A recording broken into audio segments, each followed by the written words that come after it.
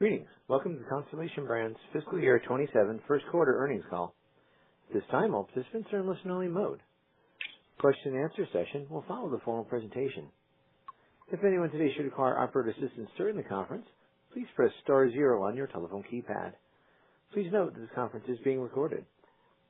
At this time, I turn the conference over to Blair Venema, Vice President, Investor Relations. Thank you. You may now begin, Blair. Thank you, Rob.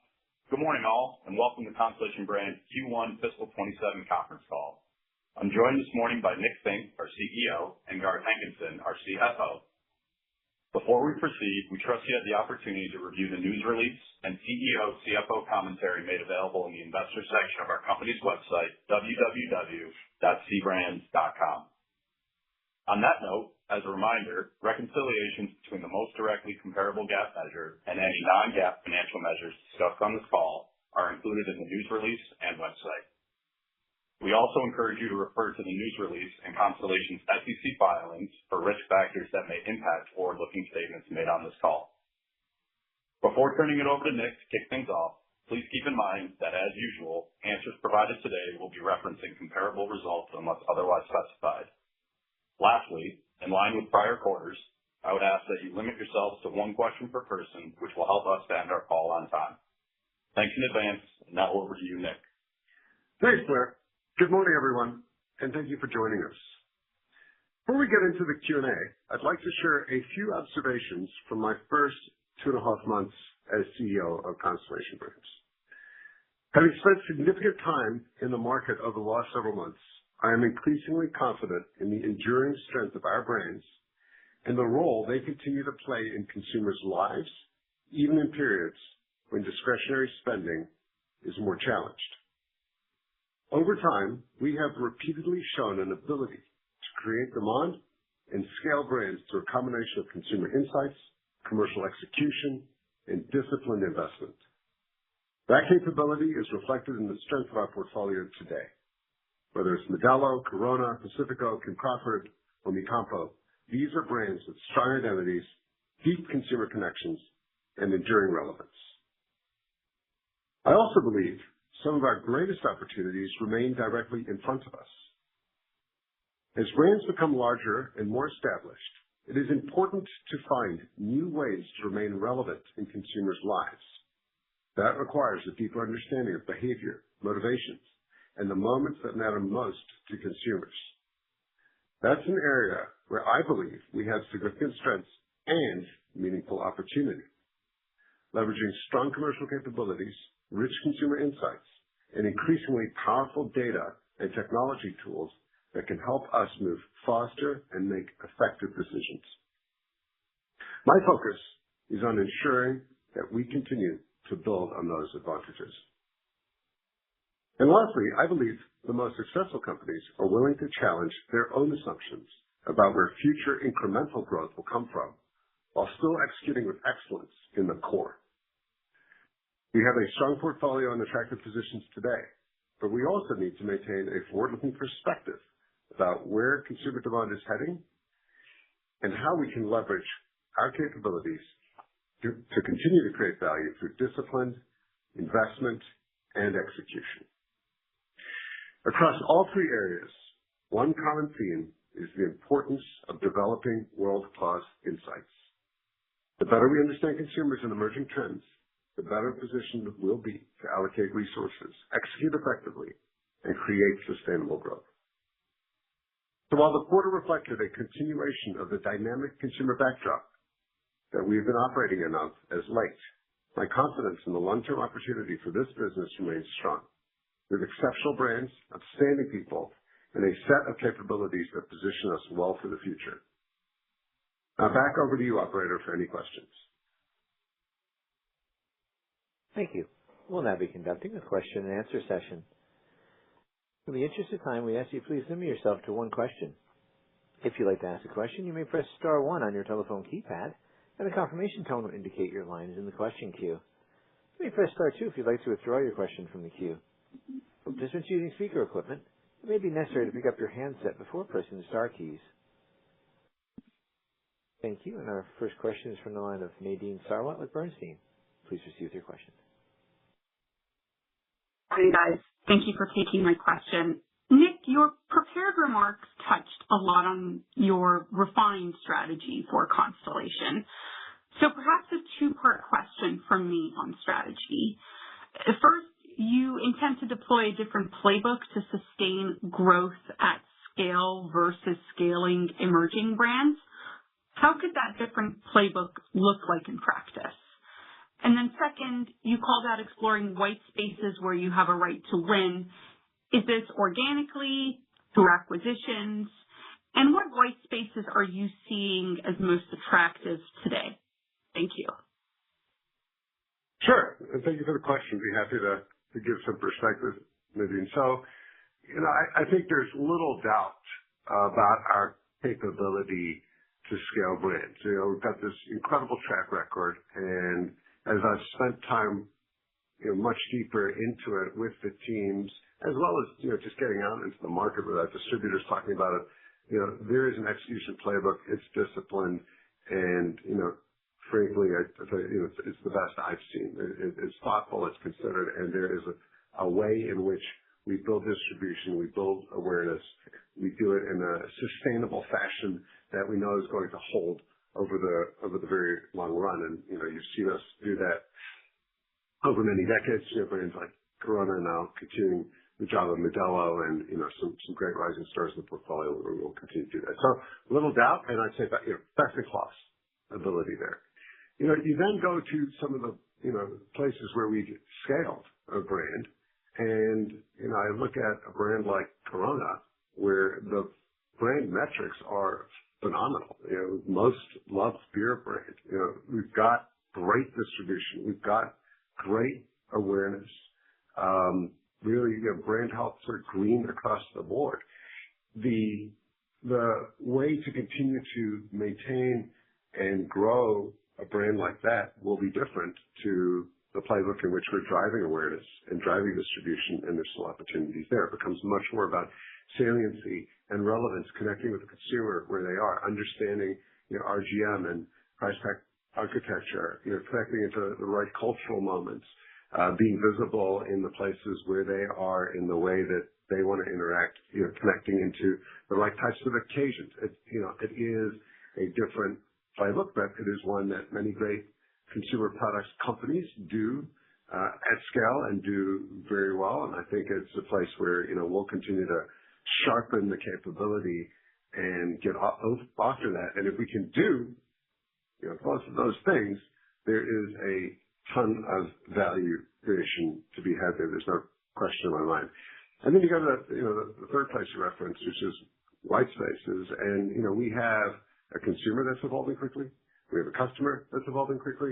We have shelves, right, that are evolving and look very different to the way they looked 5 years ago, 10 years ago. And there is a lot happening. And so being open-minded to, what is happening in those spaces, what are fads and what are trends, being able to know the difference between those things, knowing what's sustainable, what's not sustainable, seeing where momentum exists, and then in a thoughtful and disciplined way, being able to get after that. And so an example for, already in our portfolio, you take Corona non-alcohol. Here's a brand that we have strong double-digit growth behind. We're now number 4 in the category. That's a space we weren't playing in. Should we be putting more fuel on that fire? Because, the fire's burning.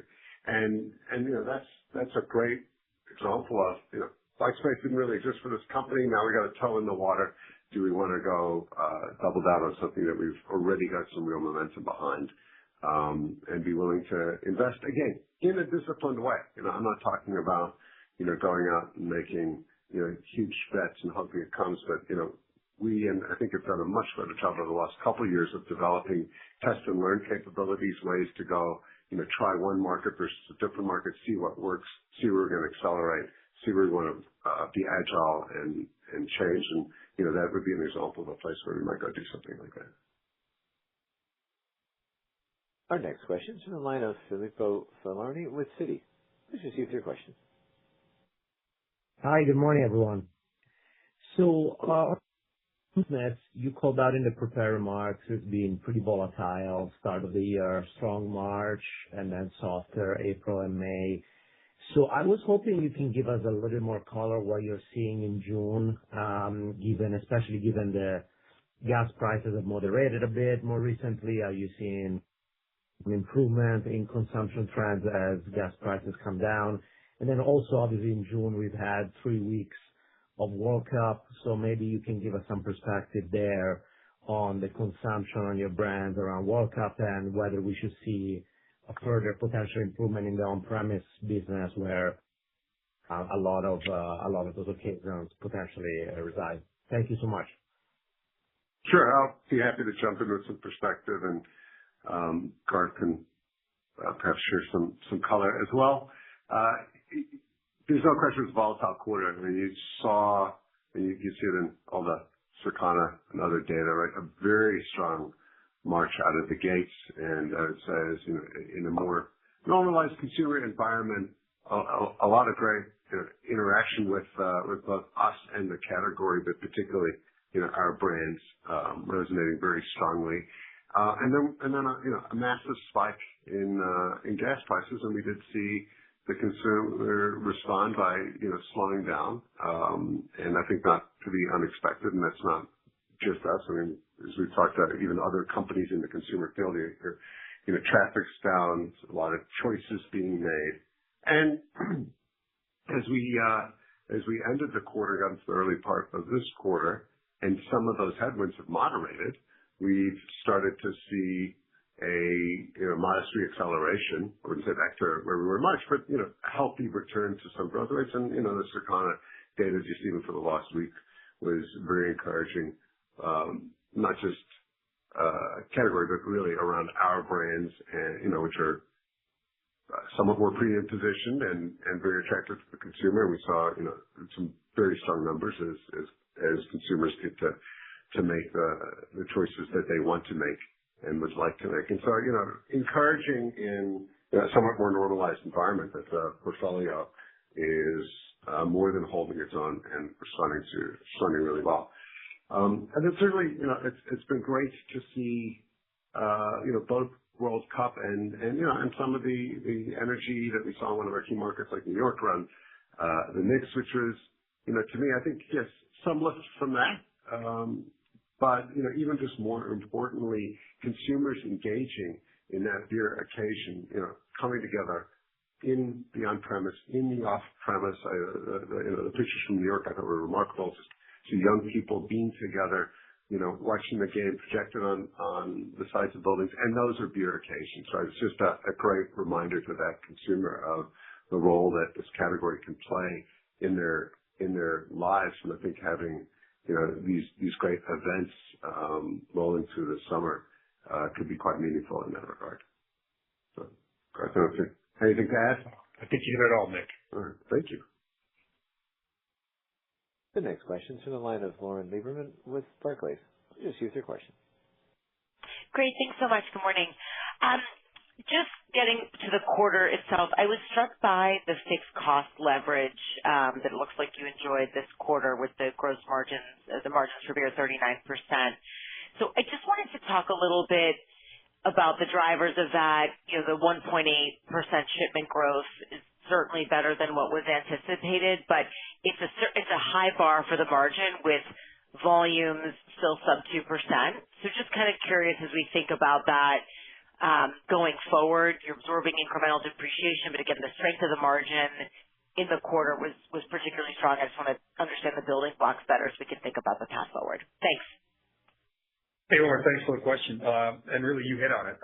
We had about 30 basis points of benefits this quarter versus last year, really due to fixed overhead absorption, largely due to fixed overhead absorption, as you say, related to the higher shipment. In addition to that, we also continue to make great progress on our cost savings agenda, and that was certainly a benefit. We also had 20 basis points of favorability due to pricing net of mix, and that was offset by about 30 basis points of currency headwinds and other small things that will flow through cost of goods. So that really is what drove the favorability on gross profit margins. On operating margins, we declined 10 basis points. We had the 20 basis points of favorability on gross margin expansion, but we had 20 basis points headwinds on increased SG&A.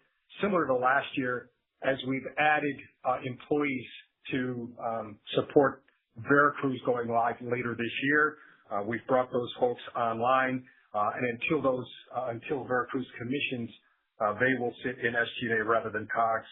And then we have 10 basis points of headwinds related to incremental marketing, mostly to support the World Cup that is happening now, as we indicated at our April earnings call.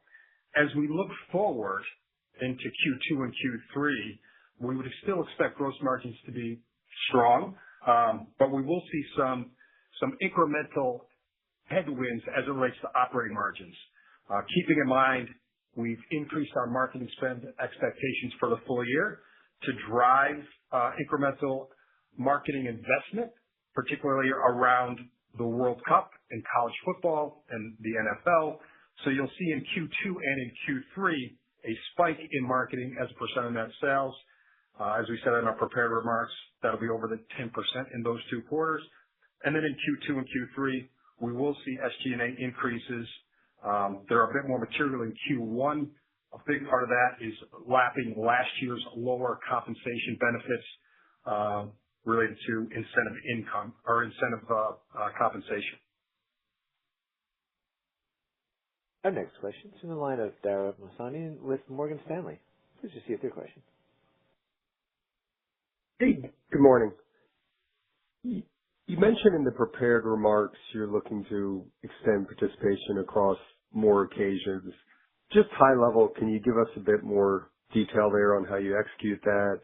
Is it more marketing on base brands and refining that? Is it more through innovation? Is it more through moving into new areas or the white spaces through M&A? And just wanted to get a bit more detail on how specifically you do that.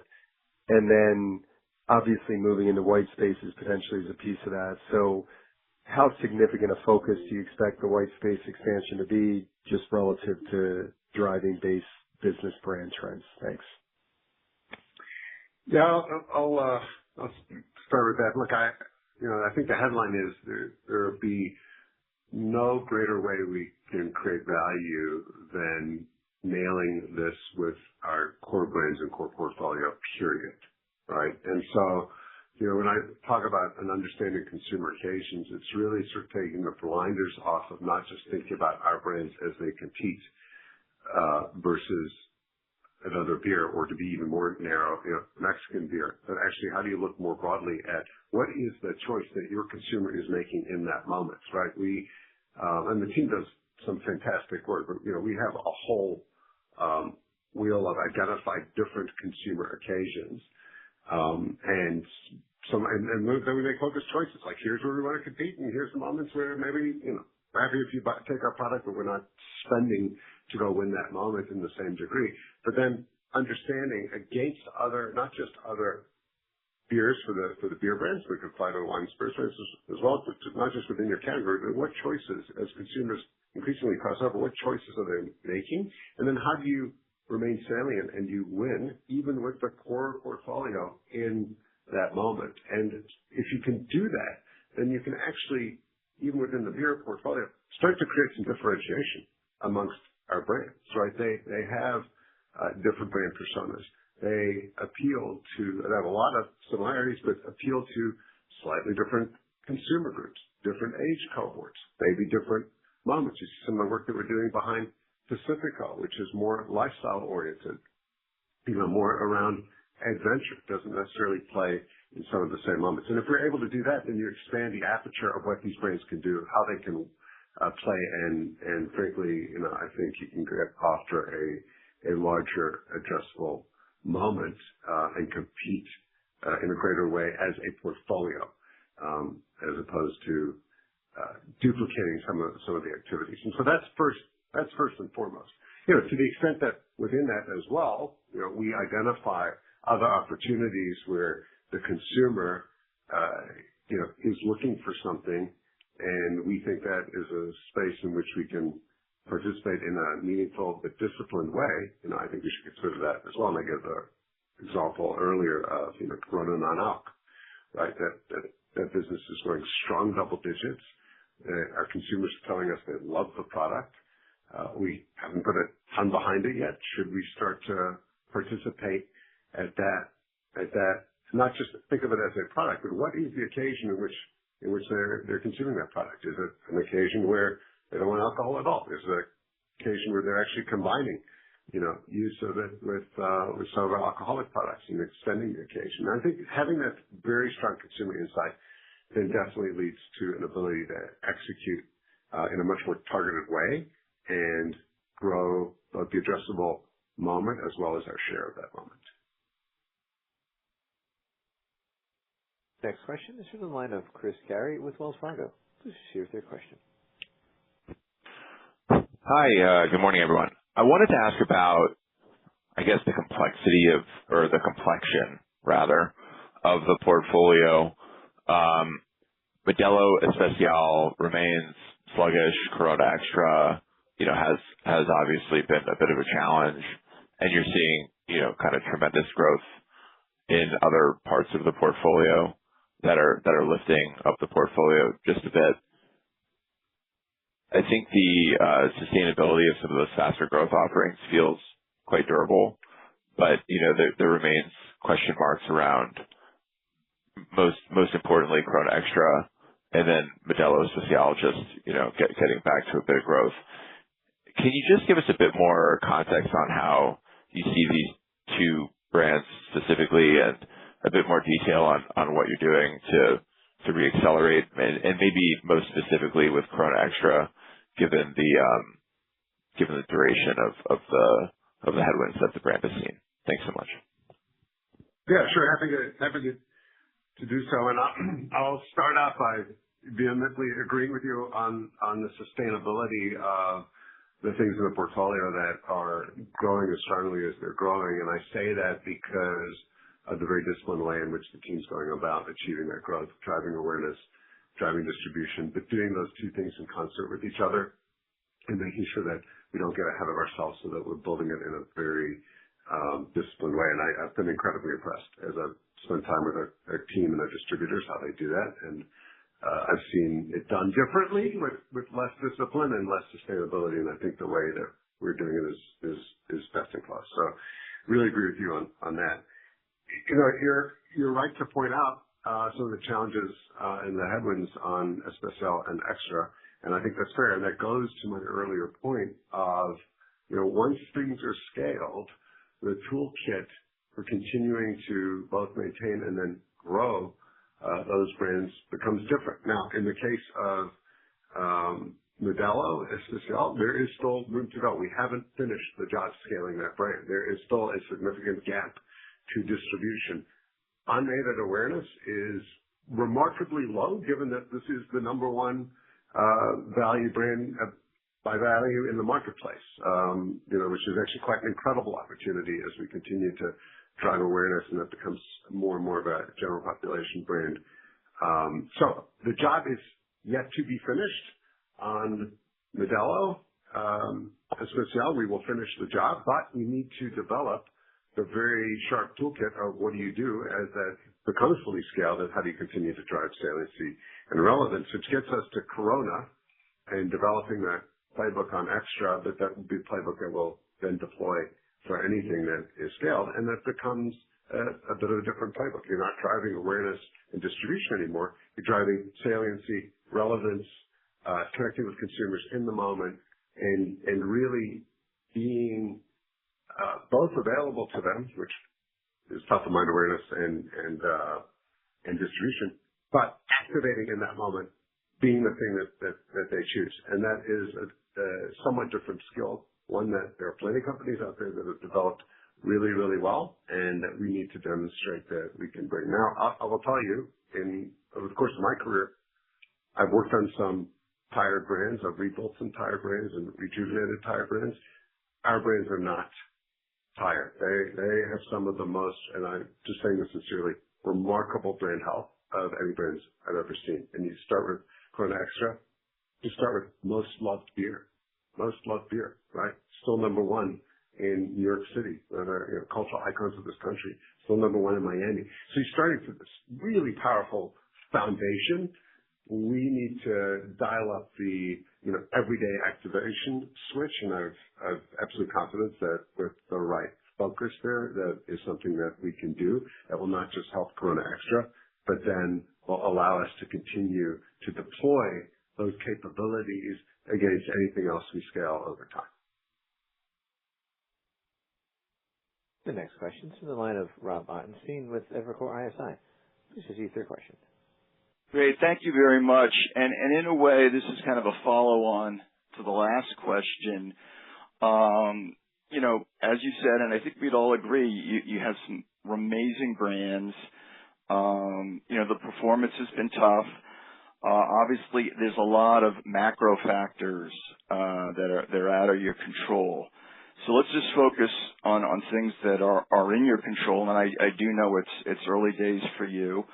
But for over a year, you didn't have a head of sales, right? Bill Rensby, very well regarded, left, I think, in March of 25. And then now you hired, Jack Edwards from Diageo Beer, who has a fantastic reputation. I think he started about a month or two ago. So you got the great brands, you're in a great category in many ways. Have you had a chance to sit down with Jack yet and talk about what is under your control in terms of driving execution, with distributors, with retailers, to make sure that you're best leveraging the remarkable brands that you actually do have? And again, I know it's early days on this, but are there a couple of things that maybe you can point out that are areas in which, you're going to be working with Jack and look like, reasonable wins and objectives over the next 6 months that can improve the trajectory in terms of what you can control? Thank you. I'm happy to share a few thoughts. Don't want to be overly telegraphic about some of the competitive ideas that we have, but rest assured that they're there. But look, first I'll start by acknowledging your point. I think yes, indeed, macro headwinds we talked about both generally in the economy and some of the things we saw both in the quarter. And by the way, our consumer even more adversely impacted by that. And while that gap has improved, there is still a gap that we're seeing within the Hispanic zip codes relative to Gen Pop. So we're cycling through those headwinds. That said, you're right. We don't sit and make excuses. We think about what it is that we have that's under our control where we can go execute. And so, I've talked about there are things like, still distribution gaps on Modelo, still awareness gaps. We can continue to drive those. That is within our control. There is more, I think we can do on a brand like Corona Extra. We just talked about that, right? And that might be, getting more tactical in the field, in the on-premise, in the places where our consumers live and breathe. I think that is with our control. And then as Jack is coming, on board and we're spending more time together, it's really some of that in-field execution, which has been, really good, but we can always push ourselves to improve more.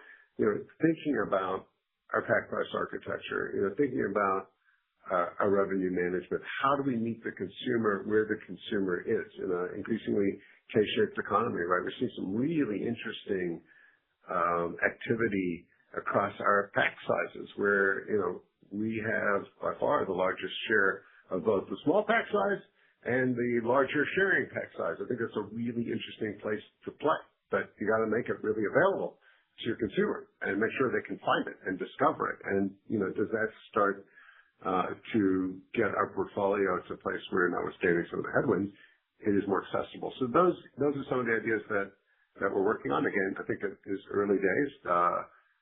Jack has been out on the road nonstop since he started, and I think as he absorbs and digests everything he's seeing, will continue to generate new ideas. But we're very excited to have him on board. He's a real talent. Thank you.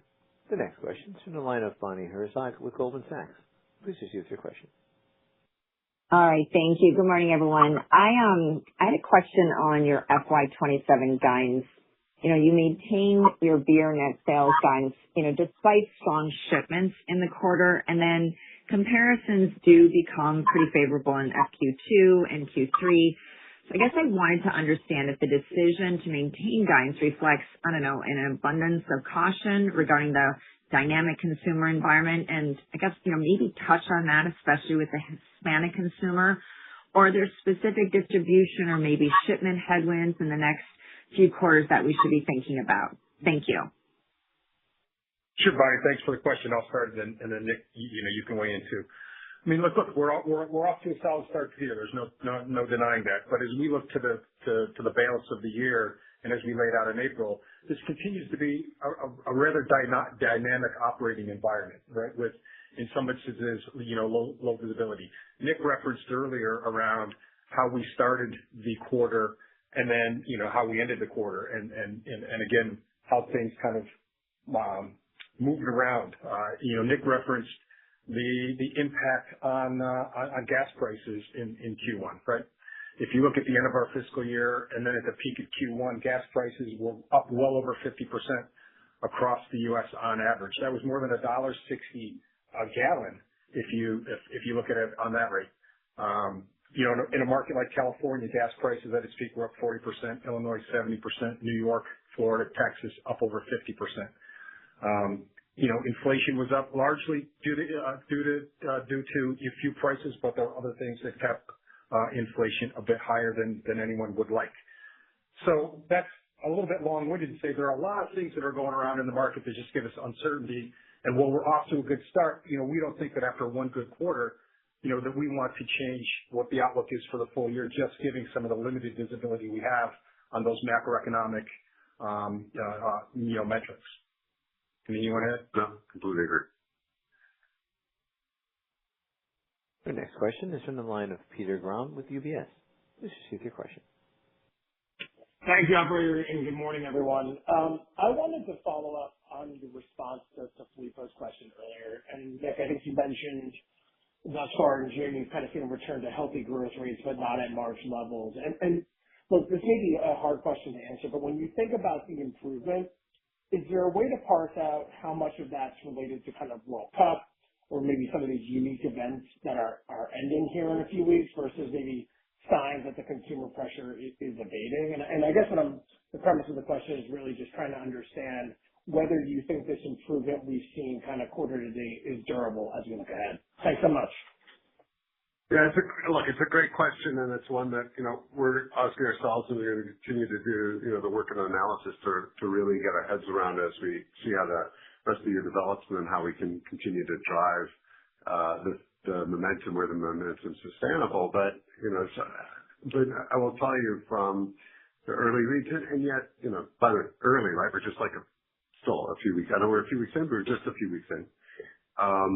It does seem to us to be pretty broad-based. Right? We can get to some account data or some on-premise data where you do see, big spikes around a game or in that particular geography, but it's not like, you then look to the rest of the country and you're seeing a vastly different result, as an average, right? You can see a big spike here, but it's not moving the needle for everything. So that's fairly broad-based. Texas and California continue to be, Texas and Florida, I should say, continue to be challenged. California has been pretty good. And, that hasn't necessarily changed as a result of the World Cup. We think that is more of a macro, economically led, headwind for our consumer in particular in those geographies. And we've seen that sort of continue notwithstanding the improved performance. And so, it does look like the return of health to us might be more to do with some of the headwinds abating than any kind of one-time tailwinds. But as I said earlier, it still doesn't hurt that you certainly have the World Cup event, that you had the Knicks in a major market, and that people are just getting together and enjoying that beer occasion, which we think is also just a key future unlock of people remembering how important it is to come together to socialize and the role that our products can play in that. Our next question is from the line of Peter Galbo with Bank of America. Please proceed with your question. Hey, good morning, guys. Maybe just to put a finer point on those last few questions around Q2. Garth, I was hoping just for maybe a little bit more clarity on the shipment side for Q2. There's a lot of, I think, moving pieces in the quarter. You kind of overshipped, I think, in Q1 ahead of where you normally seasonally would be.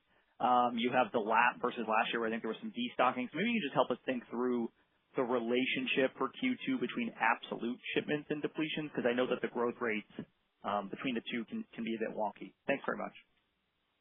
Yeah, just, to start on that, let me just say that, on a full year basis, we would expect, as we always do, that shipments and depletions would align with one another, very closely align with one another.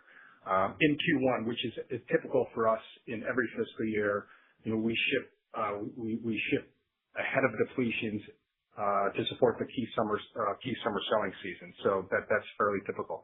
Then as we move through the year, we will see some of that become more more in line with one another. Again, supporting the fact that when we get to the end of the fiscal year, shipments and depletions will essentially equal one another. Thank you. Our final question is from the line of Michael Lavery with Piper Sandler. Please proceed with your question. Thank you. Good morning. Just as you think about the consumer and occasions, one of the things we've seen just as kind of a stepped up level of innovation focus is higher ABV, mostly in RTDs, but certainly in the consumer's mind, some of the lines get blurry and it's in the same consideration set very often. But it in most situations wouldn't seem like it has a different consumption effect on the consumer. It's more, it looks like a volume headwind if they get more bang for the buck, but with maybe only a modest mix lift. It would seem at a high level to be category value dilutive. How do you think about just competing against that, participating in it? Kind of how do you weigh some of maybe the trade-offs and maybe risks or opportunities in terms of just how that innovation thread evolves? It's an interesting question, and look, we talk a lot about K-shaped economy, and you also see sort of K-shaped consumer behavior, right? So you're seeing that behavior, which I agree with you. I think is a value-driven behavior. You're seeing other parts of the K where it's sort of I want a great premium product, like think about what's happening Corona on out, where we got very strong double-digit growth. No alcohol, right? It's about I'm willing to pay more to have a very premium experience with a great tasting liquid. And so we continue to see that those both ends of that K. And I think for us, we just need to be thoughtful about where we want to play and participate. So I'd say we have a toe in the water on the higher ABV stuff with both small RTD brand as well as some of the stuff that we're doing with our Chelada business, which now would be the third largest RTD business if we measured it that way. So a good example of this company's ability to innovate into something like RTDs, but do it in a way that is thoughtful and sustainable and true to our brands. And from a product plays there, we need to be thoughtful about what is that impact on the whole portfolio. Are we meeting the consumer where they are with what they drink and what they would like? And then, to the earlier question about, controlling the controllables, then, how do we go execute that in field? Because you've got to make sure if you want to play in something like that the consumer knows that you are there and can find you, which I think is probably some of the work to do. So I think we need to be thoughtful about, these emerging trends and be choiceful about which are the ones that we want to participate in or not. Garth, I don't know on a perspective whether, it's more or less dilutive. I'm not sure. I think it's probably just a consumer occasion. No, I agree with that. Thank you. Ladies and gentlemen, this concludes our question and answer session. We'll also conclude today's conference. We thank you for your participation. You may now disconnect your lines at this time and have a wonderful day.